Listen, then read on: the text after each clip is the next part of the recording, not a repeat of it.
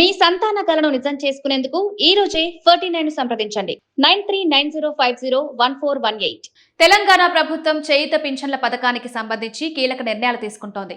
రాష్ట్ర బడ్జెట్లో 2 లక్షల కొత్త పింఛన్లు మంజూరు చేస్తామని ప్రకటించిన ప్రభుత్వం ఇప్పుడు వాటి అమలుకు సంబంధించిన ప్రక్రియను వేగవంతం చేస్తోంది. భారీ సంఖ్యలో దరఖాస్తులు వచ్చే అవకాశం ఉండడంతో అర్హుల ఎంపిక, దరఖాస్తుల పరిశీలన, పింఛన్ల పంపిణీకి సంబంధించి ప్రత్యేక మార్గదర్శకాలను సిద్ధం చేసినట్లు సమాచారం. ప్రభుత్వం తాజా నిర్ణయం ప్రకారం వచ్చే నెల నుంచి కొత్త పింఛన్ల కోసం అర్హులైన వారి నుంచి దరఖాస్తులు స్వీకరించనుంది. దరఖాస్తులు అందిన తర్వాత వాటిని పరిశీలించి అర్హత కలిగిన వారికి పింఛన్లు మంజూరు చేయనున్నారు. అర్హులైన ప్రతి ఒక్కరికి పింఛన్ అందించడమే ప్రభుత్వ లక్ష్యమని అధికార వర్గాలు పేర్కొంటున్నాయి. ఇదే సమయంలో ప్రస్తుతం అమల్లో ఉన్న పింఛన్ల వ్యవస్థలో పారదర్శకత తీసుకురావడానికి ప్రభుత్వం ప్రత్యేక సర్వే నిర్వహిస్తోంది. గ్రామాలు, పట్టణాల్లో సర్ప్ అధికారులు క్షేత్రస్థాయిలో లైవ్ అథెంటికేషన్ సర్వే చేపడుతున్నారు. ఈ సర్వే ద్వారా అర్హత లేని వ్యక్తులు, మరణించిన లబ్ధిదారులు, ఇతర ప్రాంతాలకు వలస వెళ్లిన వారు, వేరే చోట స్థిరపడిన వారు ఇప్పటికీ పింఛన్లు పొందుతున్నారా అనే అంశాలను పరిశీలిస్తున్నారు.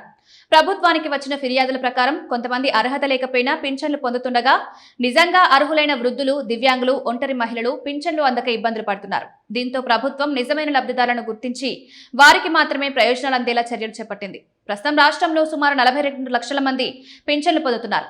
వీరిలో 19,04,239 మంది నేరుగా బ్యాంకు ఖాతాల ద్వారా స్వీకరిస్తున్నారు. ఇప్పటి వరకు జరిగిన పరిశీలనలో 93,624 మందిని అనర్హులుగా గుర్తించినట్లు అధికారిక సమాచారం. సర్వేలో మరిన్ని ఆసక్తికర విషయాలు వెలుగులోకి వచ్చాయి. 40,751 మంది మరణించినప్పటికీ వారి పేర్లపై ఇంకా నిధుల ఉపసంహరణ జరుగుతుంది. మరో 41,689 మంది లబ్ధిదారుల ఆచూకీ లభించలేదు. 3,495 మంది ఇతర ప్రాంతాలకు వలస వెళ్లినట్లు తేలింది.